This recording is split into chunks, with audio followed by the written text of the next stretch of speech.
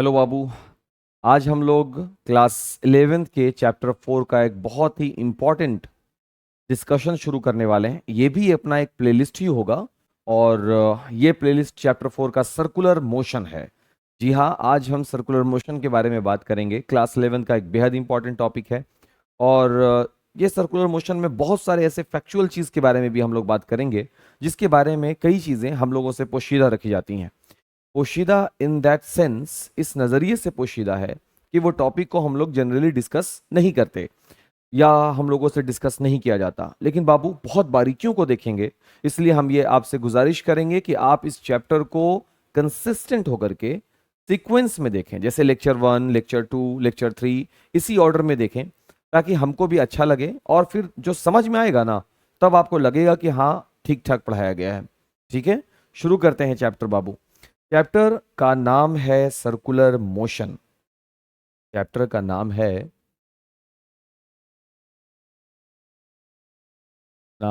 Circular motion. अब ये chapter जो है क्लास 11 का, हम सब कुछ लिख देते हैं भाई, ऐसा ना हो कि आप कंफ्यूज हो जाएं। क्लास 11th और ये अपना चैप्टर नंबर हो जाएगा 4th। ठीक, क्लास 11 का हम लोग क्लास में भी ये चैप्टर पहले भी डिस्कस कर चुके हैं बाबू। क्लास में हम लोग पहले भी ये चैप्टर डिस्कस कर चुके हैं। फिर ऐसा क्या है, बहुत सारे बच्चे लोग कमेंट किए हुए हैं बाबू, इस तरह सर्कुलर मोशन चाहिए। हम एक सीरीज तैयार कर रहे हैं क्लास 11th का, जिसमें से आप ये अगर लेक्चर देख रहे हो, इसका मतलब आप पहली कड़ी में हो।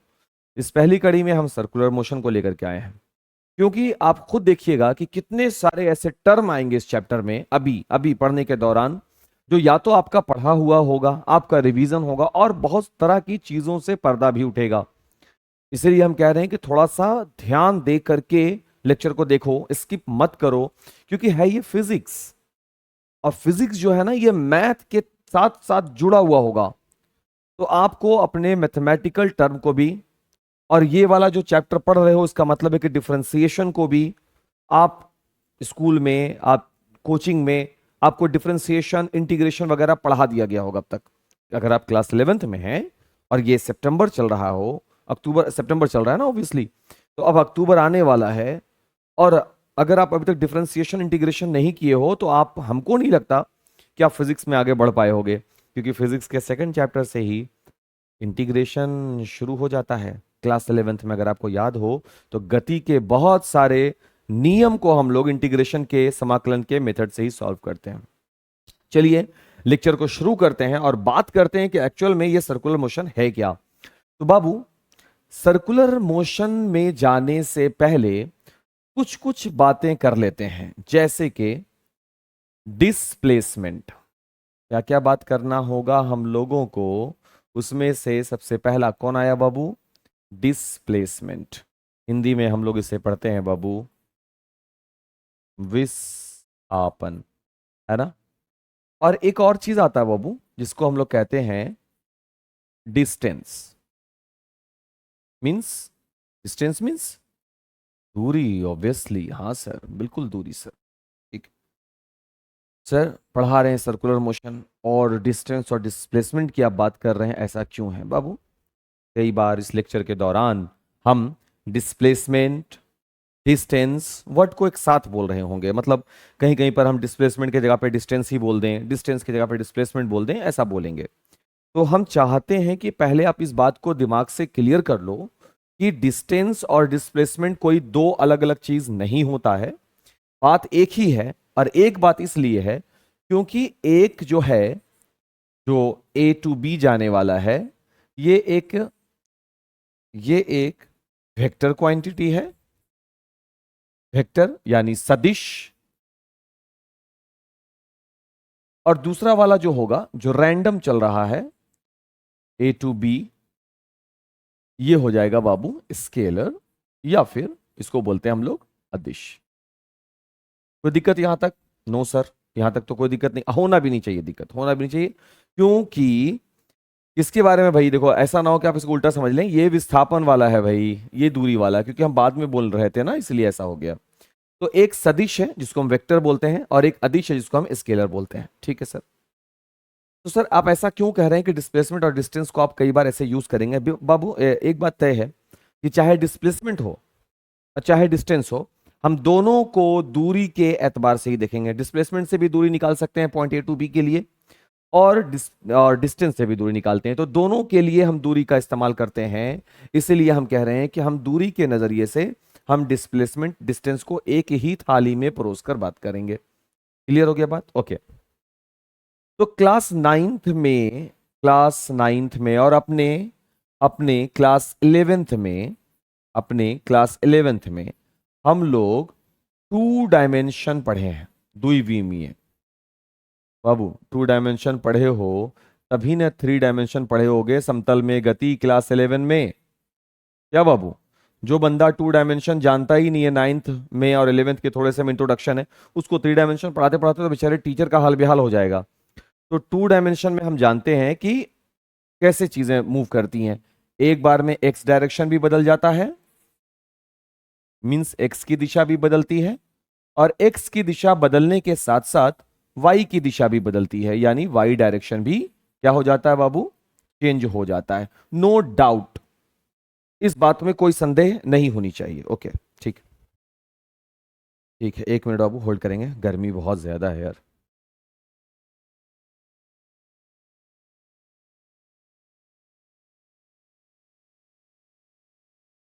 गर्मी गर्मी के वजह से, चलिए सर कार्यक्रम को आगे बढ़ाया जाए, ज्यादा डिले सही नहीं है ना? तो हम कहाँ थे भाई? तो एक ही बार में हम क्या देख रहे हैं कि दो दो डायरेक्शन में है, एक्स डायरेक्शन में और वाई डायरेक्शन में मूव कर रहा है। ये 2 डायमेंशन में देखने के लिए मिलता है। 2 डायमेंशन में ही हम डिस्प्लेसमेंट को पढ़ते हैं बाबू। एक पढ़ते हैं, अगर सब ध्यान रखना होगा आपको, आप पढ़ते हैं एक लीनियर डिस्प्लेसमेंट। हम सब याद दिला देंगे बउआ, टेंशन नहीं, क्योंकि अगर ये बेसिक आपका क्लियर नहीं है तो आप सर्कुलर मोशन आपके लिए तो बिल्कुल नहीं है। रैखिक विस्थापन किसे कहते हैं? रैखिक विस्थापन भाई, रैखिक विस्थापन का मतलब है सरल रेखा में point A to point B perpendicular distance, यानी लांबिक दूरी, अंतिम स्थिति माइनस आरंभिक स्थिति। सही बात है ना? और दूसरा देखो, ध्यान ध्यान देना, बात को समझना होगा ताकि टीचर सर्कुलर मोशन के पास जा सके। आप उसको इजाजत दीजिए टीचर को कि कैसे पढ़ाएगा टीचर। टीचर पढ़ाएगा, गलत बात। टीचर को स्टूडेंट इजाजत देता है कि हाँ सर सही जा रहे हैं, बढ़िया आगे, एकदम सही जा रहे हैं, तो हम बढ़ेंगे आगे। लीनियर डिस्प्लेसमेंट, जो रैखिक विस्थापन होता है, उसको हम सर्कल में देखते हैं। सर्कुलर मोशन हुआ बाबू ये, अगर एक सर्कल हो, बोला वेरी गुड, सर्कल तो है सर, और इस सर्कल पर एक पार्टिकल है, एक कोई भी पिंड है, ये वो पिंड है बाबू, जिसका नाम है P1, ये हम नाम दिया इसको।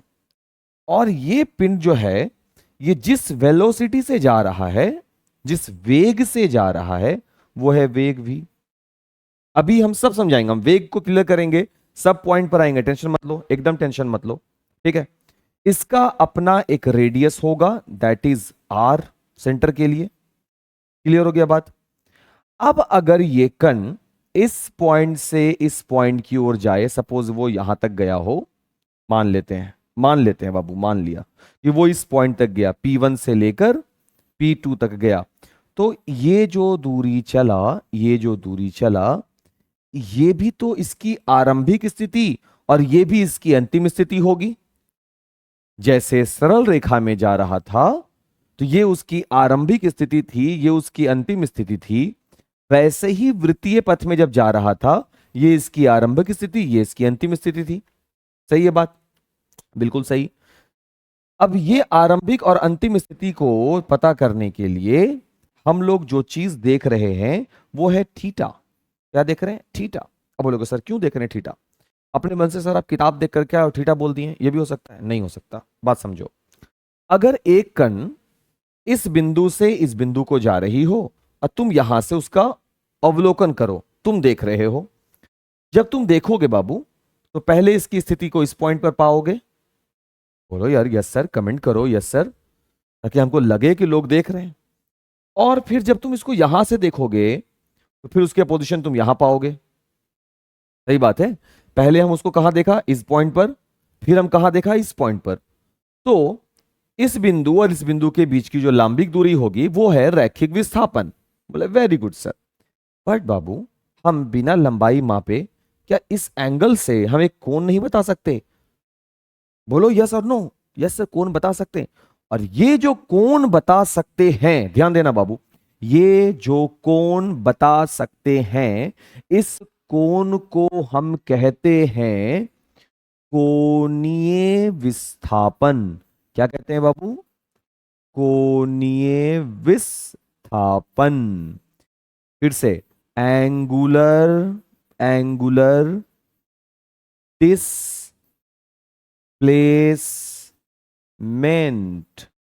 क्या कहते हैं सर? जवाब होगा एंगुलर डिस्प्लेसमेंट। चलिए, अब इन दो पॉइंट को हम उठाकर ला रहे हैं और यहां पर फर्दर हम लोग डिस्कशन करेंगे।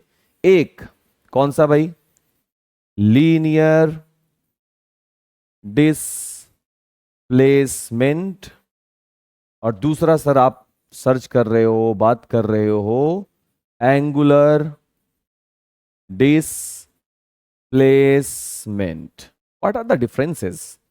What are the differences? क्या अंतर है सर लीनियर डिस्प्लेसमेंट और एंगुलर डिस्प्लेसमेंट में? भाई यस, अंतर तो है।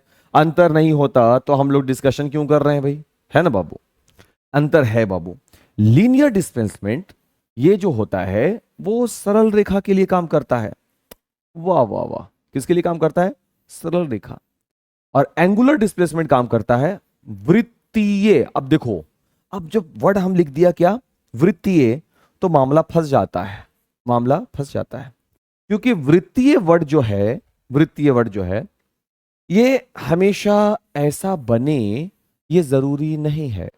कोणीय विस्थापन जो है वो तो आंख पे बन रहा है बाबू। एक कण इस पॉइंट से इस पॉइंट जा रहा है, तुम उसको ऐसे देख रहे हो या, तो ये जो फेस तुम्हारा यहां से यहां मूव किया, इस पॉइंट से इस पॉइंट के बीच में, तो यही ना एंगल फॉर्म किया। क्या ये जरूरी था कि वो कण गोल सा राउंड लगाया हो? नहीं सर, गोल राउंड लगाते हुए हम तो नहीं देखा। हम तो देख रहे हैं पॉइंट। अभी अभी इस बात को तुम प्रैक्टिकली देखो ना, तुम प्रैक्टिकली हमको देखो, यहां इस पॉइंट पर देख रहे हो, ठीक। फिर तुम हमको आते हुए इस पॉइंट पर देखते हो। जब इसको मापते हो तो 4 फीट या 5 फीट निकल कर आता है। सही बात है। लेकिन बाबू, अगर तुम वहां से यहां आ नहीं सकते नापने, तो तुम अपने आंख पर कोण बनते हुए देख रहे हो कि नहीं देख रहे हो? ये देखो, हम इस पॉइंट पर हैं, अगर दिख रहे हो, और फिर इस पॉइंट पर अगर हम आ जाएं, क्या तुम कोण नहीं बना तुम्हारे एंगल पर? पहले एंगल कोण ऐसे, हमको ऐसे देख रहे थे, फिर ये ऐसे मूव किया, इधर देख रहे हो, तो बीच में एक एंगल फॉर्म किया ना। जरूरी नहीं है ना कि सर्कुलर चला जाए। क्या ये जरूरी है कि हमेशा कोण में ही, मींस वृत्त में ही चले?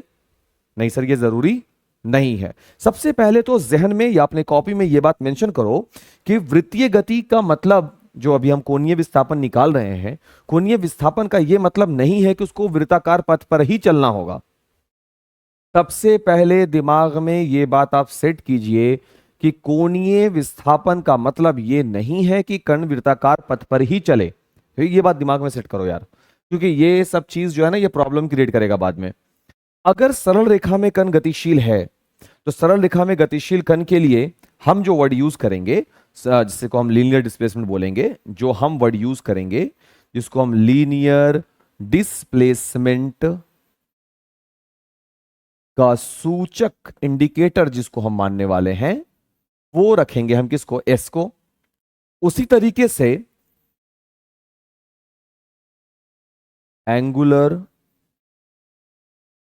डिस्प्लेसमेंट का सूचक आप किसको मानिएगा? तुम बोल दो कि सर हम थीटा मानेंगे, और थीटा ही मानना पड़ेगा। थीटा ही एंगुलर डिस्प्लेसमेंट का सूचक मानना पड़ेगा। तो अब आ जाइए सर, दोनों चीज को देखते हैं, कौन कहां पर है। अगर ये कण यहां पॉइंट P1 से गतिशील है आर रेडियस के लिए, ठीक है ना, तो अगर वो कण, देखो ध्यान से सर, यहां से यहां आता है, कहां से कहां? यहां से यहां, P1 से लेकर के P2 तक। तो ये जो P1 से P2 है, ये इसका है विस्थापन S। इस विस्थापन को हम क्या बोल रहे हैं? अब आपके सामने क्लियर है, रैखिक विस्थापन बोल रहे हैं। और ये P1 ये पॉइंट के सेंटर O से लेकर के P1 ये वाला, देखो ध्यान से बात को समझो बाबू, ये भी R ये भी R, बट यहां पर जो कोण बनेगा, ये जो कोण होगा ये थीटा होगा, यानी ये होगा कोणीय विस्थापन। आई होप कि हम इतना सा बात अभी आपको समझा पाए हैं। अभी कोई ज्यादा बात नहीं हुआ बाबू, सिर्फ दो ही बात हम लोग किए हैं। कौन कौन सा विस्थापन चेक किए बाबू?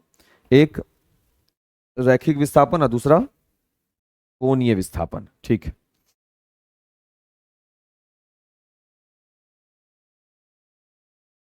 अब जो एक और बात करना है हमको, चलिए आगे बढ़ रहे हैं बाबू, आगे बढ़ते हैं। अब आगे क्या बात कीजिएगा सर आप? देखो ध्यान से खाली समझोगे, एकदम टुकड़ों में तोड़ करके समझाया जा रहा है बाबू, एकदम बोलते हैं ना इसको शून्य लेवल जिसको कहा जाता है, शून्य लेवल। और ये नहीं कि शून्य का मतलब एकदम है कि हम कुछ नहीं जानते हैं, ऐसा नहीं है बाबू, आप बिल्कुल जानते होंगे, बट शून्य लेवल का मतलब ये होता है कि शुरू से शुरू कर रहे हैं, सब कुछ अच्छे से शुरू किया जा रहा है, जीरो से शुरू किया जा रहा है, समझाया जा रहा है, ये भी मतलब होता है शून्य से शुरू करना। तो अब जो बात हमको समझ में आ गया, तो चलिए भाई, अगर हम कोणीय विस्थापन को पढ़ते हैं, किसको पढ़ रहे हैं बाबू? क्योंकि हम सर्कुलर मोशन में हैं। अभी हम क्लियर करेंगे सर्कुलर मोशन को, हम क्लियर करेंगे कि सर कभी आप ये कोणीय विस्थापन अपने किताब में, अपने सिलेबस में ये बता दिया कि सिर्फ सर्कुलर मोशन के लिए कोणीय विस्थापन आया हुआ है, तो बच्चे ये समझ जाते हैं कि कोणीय विस्थापन सर्कुलर मोशन से जुड़ा हुआ है, जबकि ये सर्कुलर मोशन से सिर्फ सिर्फ सर्कुलर मोशन से जुड़ा हुआ टॉपिक नहीं है। तो आपको ये बात जानना है, ये बात समझना है। अगर आपको कभी पढ़ाया जाए ये सब चीज, तो आप ये सब सवाल टीचर से पूछें कि सर इसका कहीं पर रियल लाइफ इंप्लीमेंटेशन है क्या, हमको कभी ये कोणीय विस्थापन देखने के लिए मिल भी सकता है? तो टीचर तुरंत एग्जांपल देंगे, हाँ बेटा देखो अभी हम यहां पर हैं, अभी हम टहल करके यहां पर आ गए, देखो क्या चेंजेस आया कि नहीं आया। ये होना चाहिए बाबू, बहुत जरूरी है। तो चेंजेस जो आया वो विस्थापन है।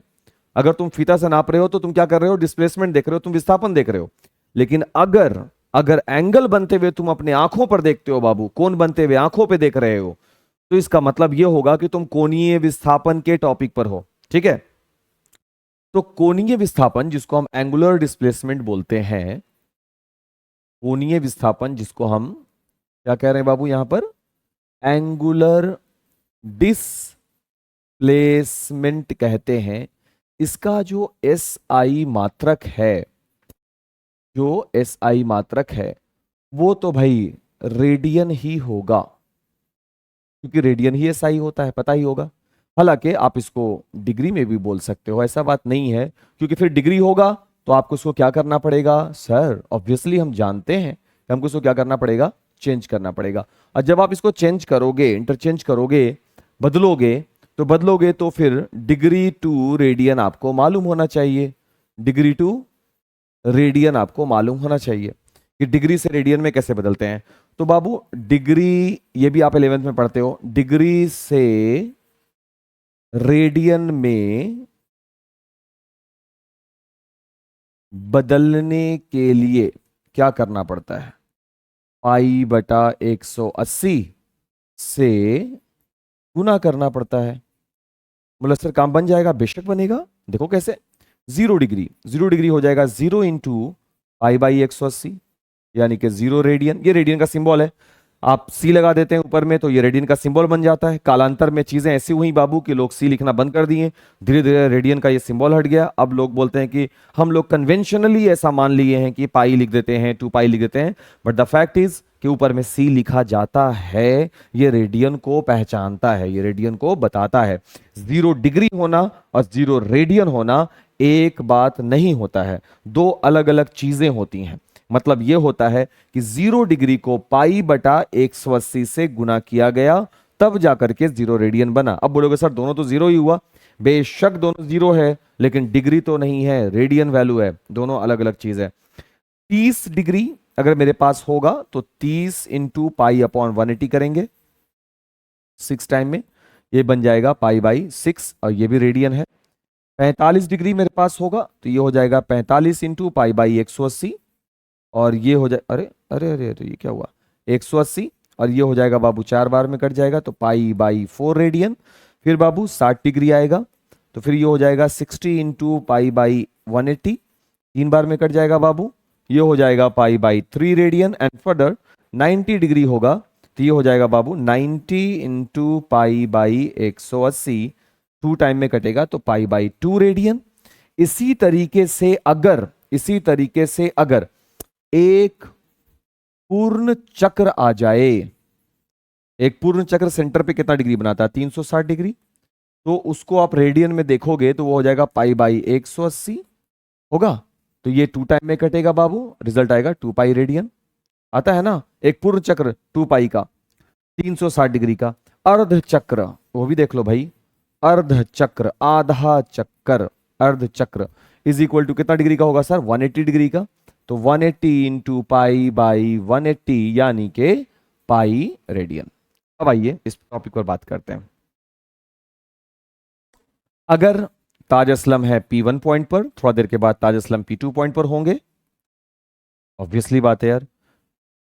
तो ये इनका रेडियस हो गया। यहां से यहां अगर ताज असलम मूव करते हैं तो ये जो पॉइंट है, ये लाइन जो है वो S है। S का मतलब रैखिक विस्थापन, S का मतलब रैखिक विस्थापन, जिसको हम लोग इंग्लिश में क्या पढ़ेंगे, दोनों लैंग्वेज लेके चलना है ना। बहुत सारे सीबीएसई के बच्चे लोगों का भी कमेंट आया भाई कि सर थोड़ा समझाएं, लीनियर डिस्प्लेसमेंट, ठीक है ना। और अगर ताज असलम को कोई सेंटर में बैठा हुआ बंदा ऑब्जर्व कर रहा हो तो वो ताज असलम को पहले P1 पे देखा और फिर ताज असलम को कुछ समय के बाद डेल्टा टी टाइम बोल सकते हैं। डेल्टा टी का मतलब तो अब आप लोग चैप्टर 2 फिजिक्स में पढ़ लिए होंगे, तभी तो चैप्टर 4 पढ़ रहे हो। डेल्टा टी का मतलब होता है समय अंतराल। तो कुछ समय के बाद सेंटर में बैठा हुआ बंदा ताज असलम को P2 पॉइंट पे देखता है और इस पॉइंट के लिए एंगल देखता है, उसके आंख पर बनने वाला जो कोण है, वही कोण जो ऐसे है ना, वो कोण। तो वो जो कोण बना वो कोण थीटा है। अब ये थीटा कितना होगा, मान लो यहां से यहां तक बंदा चला 15 मीटर, ये तो ये लंबाई 15 मीटर हुआ, तो ये तो हो गया रैखिक विस्थापन 15 मीटर का। कोणीय विस्थापन क्या हुआ, तो सपोज कि वहां पे थीटा बना था 30 डिग्री का, मान लेते हैं। इसका मतलब कि जो एंगुलर डिस्प्लेसमेंट उसका बना वो है पाई बाई 6 रेडियन। बात समझ में आया कि जब मान लिया ताज असलम 15 मीटर चला रैखिक विस्थापन, उस समय कोणीय विस्थापन कितना था, पाई बाई 6। बहुत अच्छा सर, बहुत मजा आ रहा है। कमेंट करो कि सर अच्छा लग रहा है लेक्चर, समझ में आ रहा है, मजा आ रहा है। अगर मजा आ रहा है तो इस मजा को हम 4 चांद लगाते हैं। क्या चीज सर, यहां 15 मीटर ये हुआ, पाई बाई 6 कोण के रूप में चला गया क्योंकि सर्कुलर पाथ पे हो आप, है ना। बट सर क्या यहां पर ऐसा हो कि ये जो रैखिक विस्थापन है वो अपना संबंध डायरेक्टली जोड़ सके कोणीय विस्थापन से? क्या बोला जा रहा है बाबू, रैखिक विस्थापन अपना संबंध किससे जोड़ ले, कोणीय विस्थापन से। सर क्या ये पॉसिबिलिटीज है, हम देखते हैं क्या लिखेंगे भाई। रिलेशन, रिश्ता, रिलेशन किसके बीच में, बिटवीन, क्योंकि दो ही एंटिटी हैं, बिटवीन लीनियर डिस्प्लेसमेंट एंड दूसरा कौन सा है भाई, दूसरा है एंगुलर डिस्प्लेसमेंट। मींस अभी हम लोग क्या करेंगे, एक रिलेशन क्रिएट करेंगे लीनियर डिस्प्लेसमेंट और एंगुलर डिस्प्लेसमेंट में। क्यों सर आप ऐसा करेंगे, इसके पीछे रीजन है सर। डिस्प्लेसमेंट को सर ने कितने भाग में बांटा, 2। डिस्प्लेसमेंट को सर ने 2 भाग में बांटा। एक डिस्प्लेसमेंट हमने बताया, एक बताया कौन सा, एंगुलर, और दूसरा कौन सा बताया बाबू, लीनियर। हिंदी में कहें, एक मैंने बताया कोणीय और दूसरा बताया रैखिक, ठीक है ना। हाँ, कोणीय और रैखिक के बीच में अगर कोई रिलेशन है तो आपको बताना होगा, यही मेरा पॉइंट है। ये है रैखिक विस्थापन, रैखिक विस्थापन, और ये है बाबू कौन सा विस्थापन,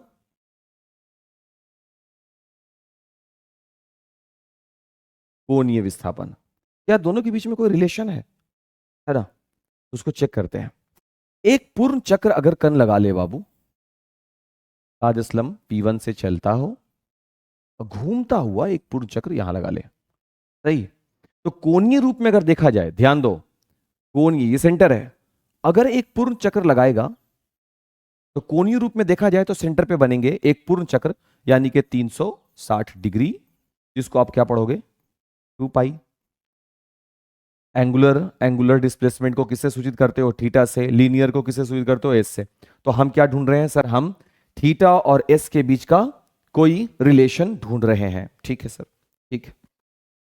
और रैखिक विस्थापन अगर ये पूरा चले, रैखिक विस्थापन ये लंबाई ना होगा, तो अगर एक पूरा चक्र लग जाए तो रैखिक विस्थापन क्या होगा एक पूरा चक्र के लिए, 2 पाई आर। एक पूर्ण चक्र से ही ये काम बनेगा बाबू, इसलिए ध्यान से इस लेक्चर को देखो। अगर हम 2 पाई चलते हैं कोणीय में, 2 पाई चलने का मतलब क्या होगा कि यहां से कोई कण चलना शुरू किया, आप ऐसे रोटेट करते हुए वो कण वापस आ जाए, तो आपके नेत्र पर बना कोण कितना डिग्री हो गया, 360। एंड वो 360 आपके लिए क्या है, 2 पाई है। उसी तरीके से रेखा पर अगर एक लाइन, एक कण चल रहा हो, एक पूर्ण चक्र चल रहा हो, तो वो कितना होगा, 2 पाई आर। ठीक, वेरी गुड। अब देखो 2 पाई रेडियन चला, 2 पाई रेडियन चला, यहां कितना चला बाबू, 2 पाई, और साथ में रेडियस है, त्रिज्या है, त्रिज्या क्या है, आर, तो 2 पाई आर। अगर ये 1 रेडियन चलता, ध्यान से बाबू, अगर ये 1 रेडियन चलता तो उसका वैल्यू हो जाता 2 पाई आर अपॉन 2 पाई, 2 पाई से 2 पाई कट जाता। अगर ये समझना है, अगर ये थीटा रेडियन चलता तो थीटा इंटू आर, अगर ये थीटा रेडियन चलेगा तो थीटा आर। बिल्कुल वैसा ही जैसे जैसे कि 2 दर्जन में 24 केले, 1 दर्जन में 2 दर्जन में 24 केले, यही होता ना। 1 दर्जन में 1 डोज में कितने हो जाएंगे बाबू, 24/2, 2 पाई आर बटे 2 पाई। इसलिए बाबू 5 दर्जन में कितने हो जाएंगे, तो आप लिखोगे 24/2 गुने 5, गुने 5। थीटा में कितने, गुने 5, थीटा से गुना। 5 दर्जन में कितने, 5 से गुना, है ना। ये हम लोग 8 क्लास में एक एक नियम कहलाता है, उसी में हम लोग ये चीज पढ़ते हैं। सही बात है क्या, ठीक, कोई बात नहीं। गर्मी है तो क्या हुआ, लेक्चर तो आज ये वाला रिलेशन तो इसको बता ही देना है आज, ये रिलेशन तो आज बता ही देना है सर दोनों के बीच, क्योंकि ये मेरा पहला टॉपिक एंड करेगा। तो हम यहां देख रहे हैं सर कि लीनियर जो एस का मान निकल कर आया वो थीटा आर निकला, यानी जो एस निकल कर आता है वो किसके बराबर आता है बाबू, थीटा आर। या अगर हम कैपिटल रेडियस मान लें तो S is equal to theta और कैपिटल आर। इसी को, ये भी तो एक फॉर्म है, ये रैखिक विस्थापन बराबर थीटा इंटू आर। एस क्या है सर, सर एस है, एस है रैखिक विस्थापन, सही बोल रहे हैं क्या, वेरी गुड। थीटा है कोणीय विस्थापन, वेरी गुड। और आर जो है बाबू वो है रेडियस, रेडियस मीन्स त्रिज्या, रेडियस मीन्स त्रिज्या। इसको भी इंग्लिश लिखें, या ये तो बता चुके हैं, कोणीय विस्थापन, रैखिक विस्थापन, लीनियर डिस्प्लेसमेंट और एंगुलर डिस्प्लेसमेंट। चलिए सर, अच्छी बात है, अच्छी बात। या फिर यही चीज अगर आप एंगुलर के फॉर्म में लिखोगे तो theta is equal to S upon R लिखना होगा। दोनों एक ही बात है, दोनों एक ही बात है, बस एक को हम लोग एंगुलर डिस्प्लेसमेंट के नजरिए से लिख रहे हैं और एक को हम लोग लीनियर डिस्प्लेसमेंट के नजरिए से लिख रहे हैं। बाकी कंटेंट में कोई गड़बड़ नहीं है, बाकी चीजें सही है। बहुत अच्छा, बहुत अच्छा। अब एक और जरूरी बात ये कि क्या ये जो रिलेशन अभी आ रहा है दोनों के बीच में, क्या ये वेक्टर क्वांटिटी है, क्या ये स्केलर क्वांटिटी है। क्योंकि यहां पर सर जो आपने कोणीय विस्थापन का चर्चा किया था, जहां भी हम कोणीय एंगुलर के बारे में बात कर रहे हैं बाबू, रैखिक विस्थापन हो, कोणीय विस्थापन है, तो सभी का अपना एक नियम है। स्केलर है कि वेक्टर है, माने अदिश है कि सदिश है, उस पर बात। अगर सदिश है तो सदिश का पता कैसे लगाना है, अदिश है तो अदिश का पता कैसे लगाना है, इसके बारे में तो हम लोग अपने अगले लेक्चर में काम करेंगे। कुछ चीजें ऐसे तो होना ही चाहिए ना, ताकि अगला धमाका अगले बार, उसके बाद वाला पॉइंट अगले बार में, है ना। अभी तो जो बात हम सीखा वो ये कि एक रैखिक विस्थापन होता है और दूसरा कोणीय विस्थापन होता है। रैखिक विस्थापन रेखा में चल रहा होता है, कोणीय विस्थापन एंगल बन रहा होता है। फिर रैखिक विस्थापन और कोणीय विस्थापन के बीच में एक रिलेशन है, वो relation theta is equal to S upon r या s is equal to theta r होता है। अब जो बात यहां पर समझना है, सिर्फ यहां पर के लिए हम आपको बता दें, सर रैखिक विस्थापन भी वेक्टर होता है, कोणीय विस्थापन, विस्थापन है तो वेक्टर है, बट ये लिखना गलत हो जाएगा। गलत इसलिए हो जाएगा बाबू इसलिए गलत हो जाएगा क्योंकि दोनों का दिशा अलग अलग टाइप से डिफाइंड है। यही तो हम लोग बात करेंगे अपने नेक्स्ट लेक्चर में, यही बात तो करना है कि क्या अलग अलग है, क्यों दिशाएं अलग हैं। क्योंकि बहुत सारी जो वेक्टर्स राशि होती हैं, सदिश राशियां जो होती हैं, वो एक्सियल होती हैं, मीन्स अक्ष के अनुदिश होती हैं। अक्ष के अनुदिश का मतलब ये कि अगर चलने की दिशा ऐसी है, देखो अगर चल रहे हो आप ऐसे ऐसे, तो ऐसे घूमोगे, समझना है बाबू, ऐसे घूमोगे, कोणीय वेग वगैरह पढ़ेंगे तो वहां बात होगी। ऐसे घूमेंगे तो अंदर जाएगा बाहर जाएगा, ऐसे चल रहा होगा तो अंदर जाएगा, तो राइट हैंड थंब रूल लगेगा। तो वो सब बातें हम लोग बाद में करेंगे। अभी जो बात करना है वो ये कि ये एक पॉइंट आपको याद करना है, ये एक पॉइंट आपको याद करना है। दो बातें सिर्फ हुई हैं बाबू, रैखिक की और कोणीय की। ये दोनों बात आप कमेंट बॉक्स में लिखेंगे कि आपको टॉपिक समझ में आया, क्योंकि अगर कमेंट है तो लेक्चर है, तो आपको लिखना पड़ेगा। और हम ये पूरा सीरीज आपके लिए इसी प्रकार से लेकर आते रहेंगे। तब तक के लिए Taj classes since 2016 from village to victory से जुड़ने के लिए आप लोगों का बहुत बहुत शुक्रिया। देखिए आराम से वीडियो को।